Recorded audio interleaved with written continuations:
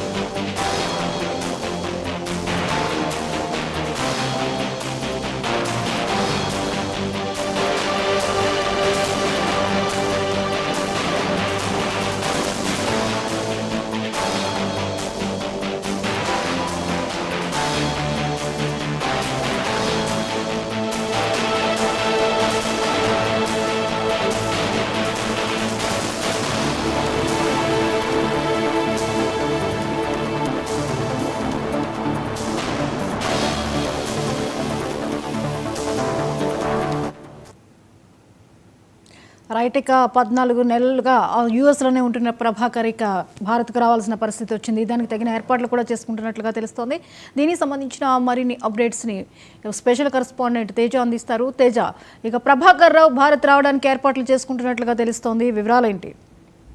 జ్యోతి, మొత్తంగా చూస్తే తెలంగాణ రాష్ట్ర వ్యాప్తంగా కూడా అంటే తెలంగాణ రాష్ట్రంలో జరిగినటువంటి ఈ ఫోన్ ట్యాపింగ్ కేసు వ్యవహారం దేశవ్యాప్తంగా ఎంత సంచలనంగా మారింది అనేటువంటిది మనం తెలిసినటువంటి విషయమే. అయితే దీంట్లో ఇప్పటికే చాలా మంది అధికారులు, అదేవిధంగా కీలకంగా ఉన్నటువంటి ఉన్నతాధికారులు, ఐఏఎస్, ఐపీఎస్ లాంటి అధికారులతో పాటు మరికొంతమంది అంటే పొలిటీషియన్స్ కి సంబంధించి అంటే ప్రతిపక్షాలకు సంబంధించినటువంటి నాయకులు ఫోన్ ట్యాపింగ్ చేశారు. వారందరిపైన బెదిరింపులకు పాల్పడ్డారు. అప్పుడు బీఆర్ఎస్ ప్రభుత్వంలో ఇంటెలిజెన్స్ చీఫ్ గా వ్యవహరించినటువంటి మాజీ ఇంటెలిజెన్స్ ఐజీ ప్రభాకర్ రావు కూడా అంటే పూర్తిగా ఈ ఫోన్ ట్యాపింగ్ లో కీలకంగా వ్యవహరించారు అనేటువంటి ఆ ఆరోపణలు, ఆ పరిస్థితులు మనం చూస్తూనే ఉన్నాం.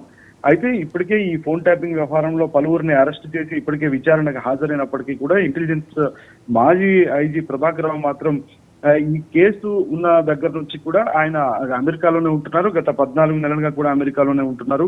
ఆయనకి ఇప్పటికే రెడ్ కార్నర్ నోటీసులు కూడా జారీ చేసినటువంటి పరిస్థితి కూడా చూసాం. పాస్పోర్ట్ కూడా క్యాన్సిల్ చేయాలనేటువంటిది కూడా పరిస్థితులు కూడా చూసినటువంటి పరిస్థితి కూడా ఉంది. అయితే ఇక ఎట్టకేలకైతే ఒక కీలక అడుగు పడింది అన్నట్లుగానే చెప్పాలి. ఈ నెల 5వ తేదీన అయితే మాత్రం సిట్ ముందుకు ఇంటెలిజెన్స్ మాజీ ఐజీ ప్రభాకర్ రావు అయితే రాబోతున్నారు. అదేవిధంగా భారత్ కు వచ్చేందుకు కూడా పూర్తి స్థాయిలో ఏర్పాట్లు చేసుకుంటున్నారు అన్నట్లుగా కూడా తెలుస్తుంది.